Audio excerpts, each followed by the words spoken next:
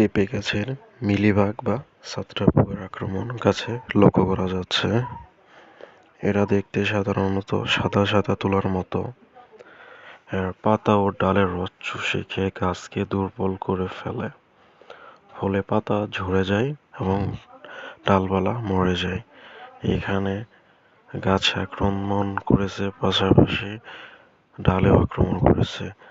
পরবর্তীতে আরেকটি এর থেকে বড় গাছ, সেটাতেও দেখা যাচ্ছে গাছের কাণ্ডে, গাছের পাতায় এবং প্রত্যেকটা জায়গায় দেখা যাইতেছে মিলিবাগ পোকা আক্রমণ করেছে। একবারে উপর অব্দি ভালো করে লক্ষ্য করেন, দেখেন পুরো পাতাগুলোকেও কিন্তু খেয়ে, রস চুষে খেয়ে দুর্বল করে ফেলেছে। যে কোনো সময় মরে যেতে পারে গাছ, এরকম একটা অবস্থা করে ফেলেছে।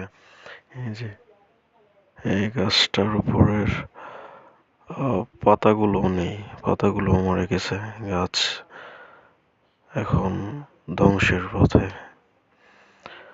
এ থেকে পরিত্রাণ পেতে অটোমিটা 2 গ্রাম 1 লিটার পানিতে ভালোভাবে মিশিয়ে স্প্রে করলে পরিত্রাণ পাওয়া যায়।